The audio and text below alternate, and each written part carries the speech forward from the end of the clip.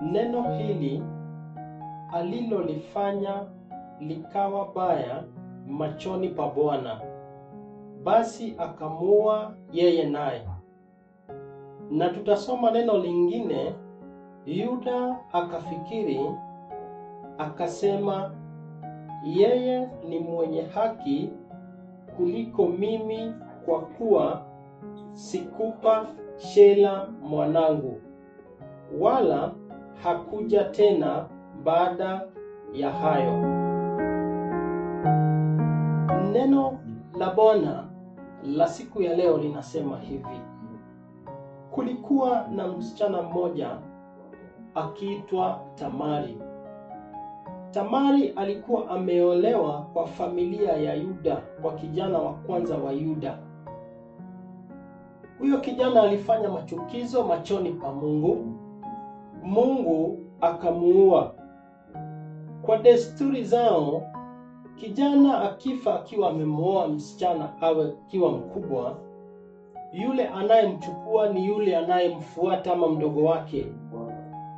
Onani akachukua yule msichana ili aendeleshe kizazi cha ndugu yake. Lakini Onani alifanya machukizo mbele ya Mungu, naye Onani pia Mungu akamuua. Kwa hili familia na Yuda mwenyewe wakafikiri yule Tamari ndiye anayeua watoto wake, maana ilitakikana baada ya Onani sasa angechukuliwa na ule ndugu yao mdogo Shila, naye Shila alikuwa mdogo. Baba yake Yuda akamwambia Tamari angoje Shila awe mkubwa, atamchukua. Wakati Shila alikuwa mkubwa na akatosha, hakumpa. Aliogopa, maana alifikiri yule Tamari ndiye anayewaua watoto wake. Akamkataza ili naye asife kama ndugu zake. Kunao watu unaweza ukakuta labda wanafikiri ni wewe umeleta mambo fulani mabaya, aidha umewaletea ama umeleta katika familia ama familia yao kule ambapo umeoa au kuolewa. Lakini mwisho yule Tamari akajua, kwa sababu hapa ndipo nimeolewa, huku ndiko nitakapopata uzao wangu. Na kwa sababu amenyimwa Shila awe mumewe, akasikia siku moja yule Yuda anaenda kuwakata kondoo wake manyoya. Akajipanga, akatoa zile nguo za ujane na akavaa mavazi tofauti, akavaa kama kahaba. Akaenda akamngoja mahali ambapo alikuwa anapita, akampata, wakaongea na wakalipishana. Yuda kwa akili zake alijua anamnunua kahaba. Alipomaliza shughuli zake, kuna vitu ambavyo Tamari alimuitisha. Akachukua pete, fimbo yake ambazo zilikuwa na lebo yake, ambao kila mtu alijua hii ni ya Yuda. Hizo ndizo alizochukua kama ishara ya kuonyesha kwamba ni Yuda walikuwa naye.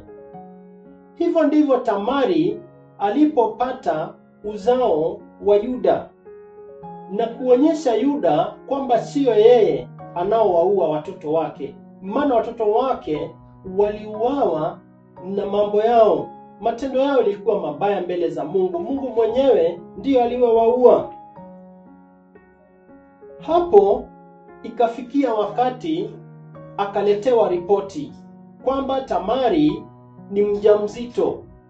Kwa akili zake akajua huyu ni mtu tuliyemlipia mahari, tulimuoa, ni wa familia yetu, na kwa desturi alikuwa anamngoja Shila, lakini huyu amemnyima Shila.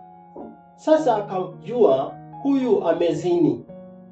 Wakaenda wakamweka kwenye baraza, ili aonekane mwenye makosa. Lakini walipoangalia, akamwambia, mimi sikufanya ukahaba, mimi nilikuwa nawe, huu ni uzao wako, maana huku ndiko ninapofaa kupata uzao. Yule Yuda alipoangalia, ndipo unafika pale mstari wa 26. Yuda alikuwa anamuona kama mzinifu na mwenye makosa, lakini aliposikiliza, akaulizwa pete ni ya nani, fimbo ni ya nani, akakubali ni zake. Hapo ndipo wakatubu. Yuda akafikiri, akasema, yeye ni mwenye haki kuliko mimi, kwa kuwa mimi sikumpa shila. Huo ni mstari wa 26, Mwanzo 38.